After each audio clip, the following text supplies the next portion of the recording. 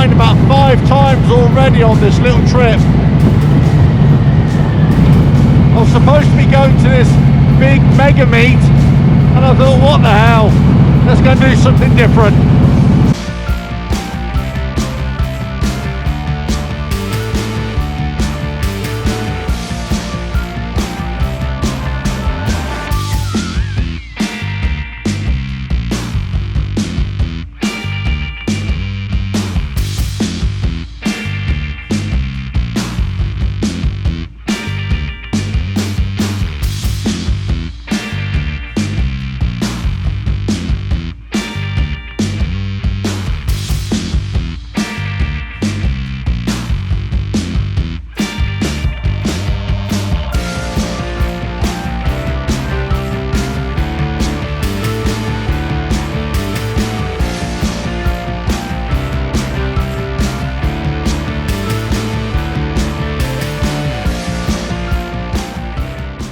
Oi, oi, oi.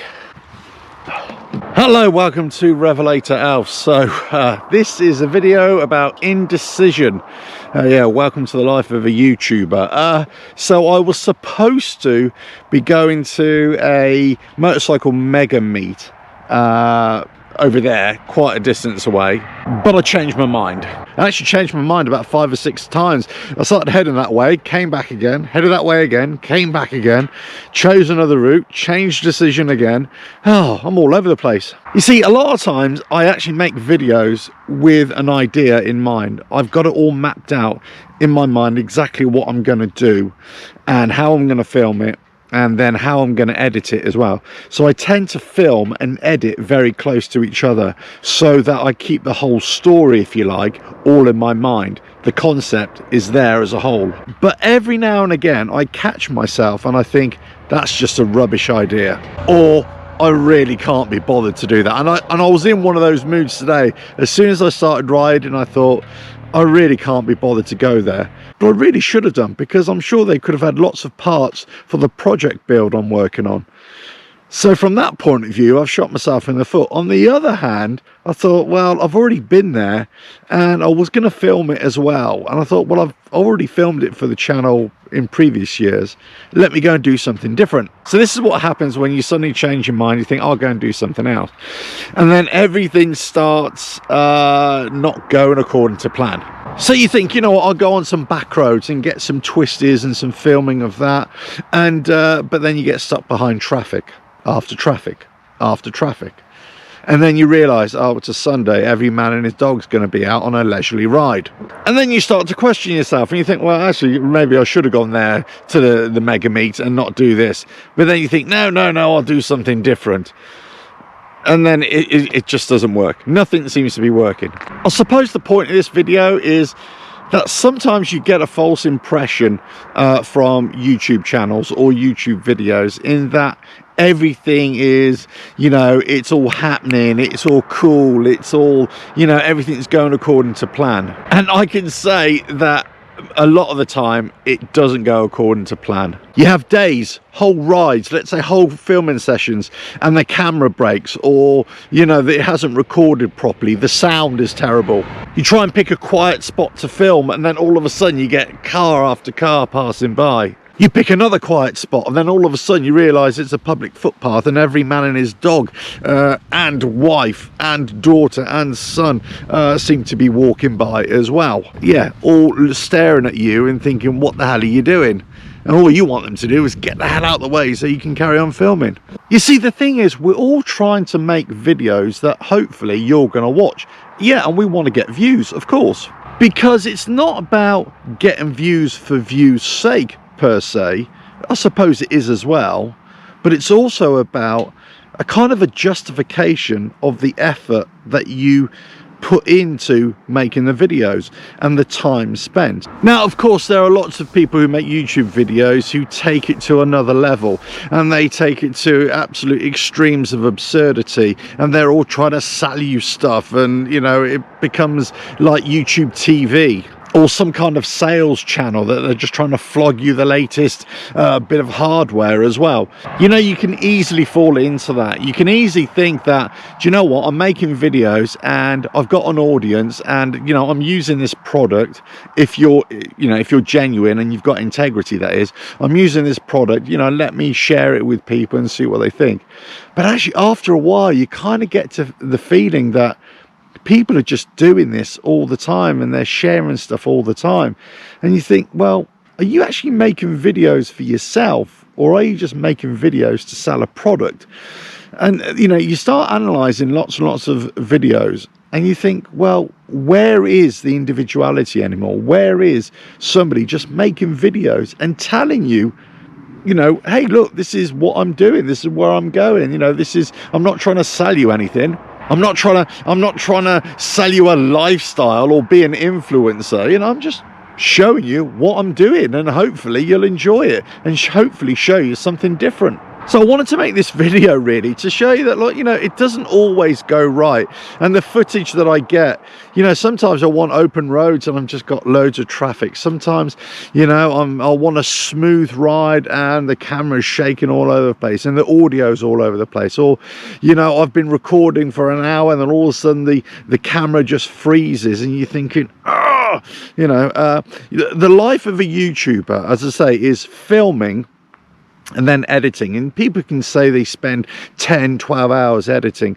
I mean, crikey, if you're doing that, blimey, you know, you're putting a lot of effort into something that maybe people won't even want to watch. I've certainly noticed in recent, let's say the last year or so, that certain YouTubers are trying to be a bit more honest about the reality of making YouTube content, whatever it is, whatever content it is, but, you know, in motorcycle content as well.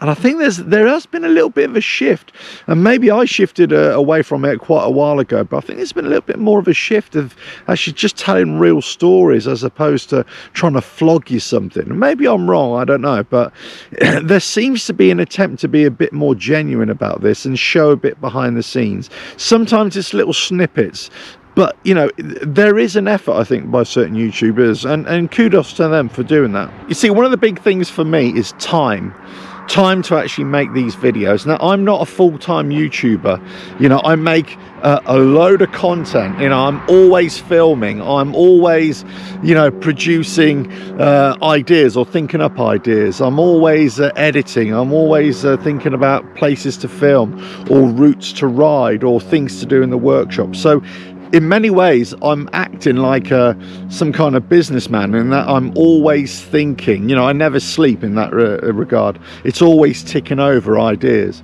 But I've got a full-time job, and I've got a family, and I've got, you know, commitments elsewhere as well. So in order for me to produce the content that I do, I have to be very structured, or I have to be very disciplined, or I have to go to a certain template.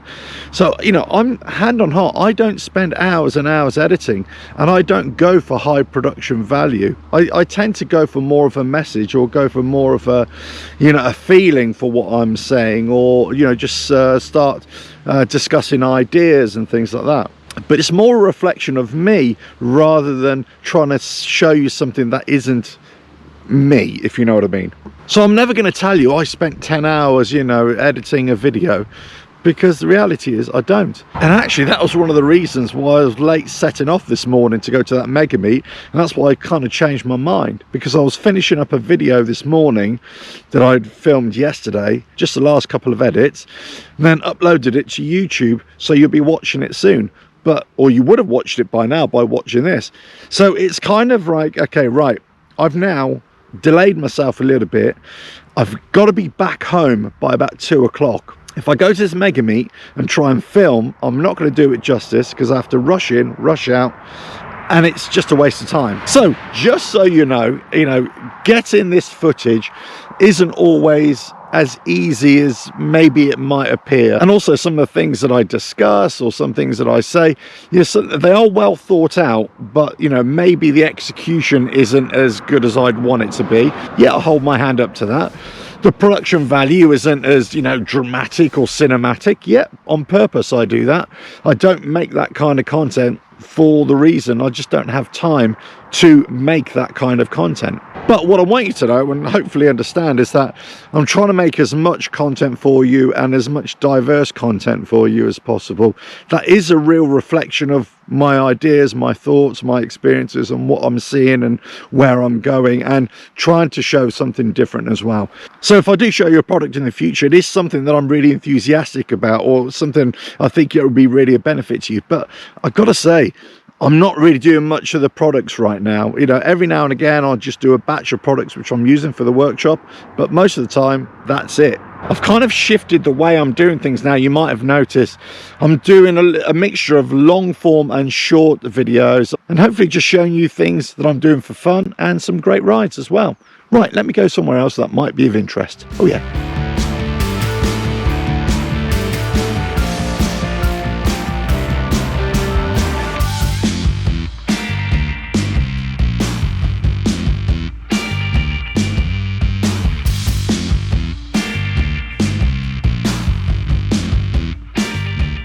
Right, hopefully I'll be able to show you this before the camera overheats. I've got loads of problems with the camera overheating just now. Anyway, let me get over there and hopefully it'll be all worthwhile. Okay, so I'm basically just east of Oxford, south of Great Milton, north of Stadhampton, and I thought I'd come and show you this little thing. But it's on a private road, but I think there's a footpath here, so I'm going to go and check it out. There we go, it's another windmill. The second in a week, can't be doing bad. So I pass this windmill all the time, actually, and it's yeah, it's the only one in the area that I can think of, or that I've seen, and well, it looks in pretty good nick. Let's go and have a good look at it.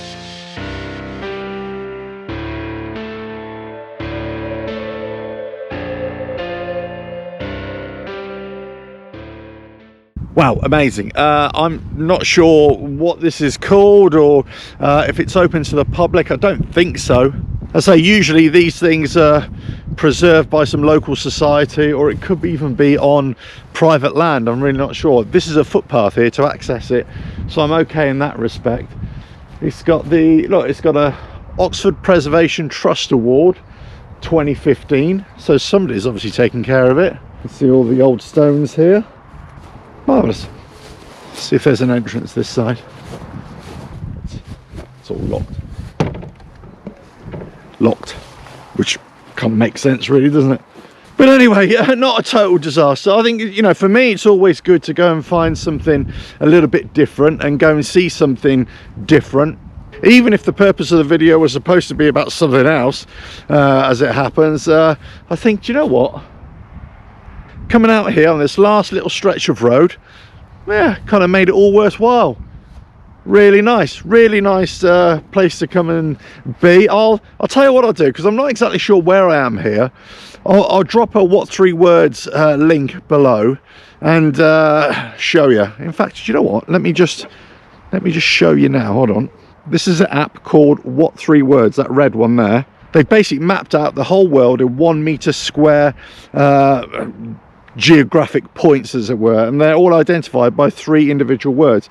So here it is: usages, larger, clarifies. So usages dot larger dot clarifies. That's where this is. Right, I'm gonna hit the road on the heroic Harley again and go and get a couple more roads in, maybe go for a cheeky little drink somewhere, and then well, I need to get to the supermarket because I'm going off in the Breaking Bad camper tomorrow for a few days for a bit of R&R, and I think I deserve it. Anyway, hope you enjoyed this kind of insight, or not really insight, to video making, or my video making. I've got so much I could say about the whole process, or what I think is right, or what I think is wrong, or what I think is wrong with YouTube or right with YouTube, let's say. But do you know what, at the end of the day, it's just about opinion, and this is what I always say about YouTube. For me, it's about YouTube. You know, it's not about being a TV show, it's not about being you know, a sales platform. It's not about trying to sell your, you know, your online course or whatever. It's not trying to show or gain influence or just, you know, do outlandish things just to try and get a following. It's about YouTube being sincere, you know, about what you are and what you do, and you know, the places that you like to go. So I mean, you know, as I say, I could go on and on for this, but anyway, I hope you found that interesting at least. But anyway, on to the next video. Don't forget to subscribe, hit that bell, like and share. Check out the website RevelatorAlf.com, and I'll catch you again very soon. Ta-da.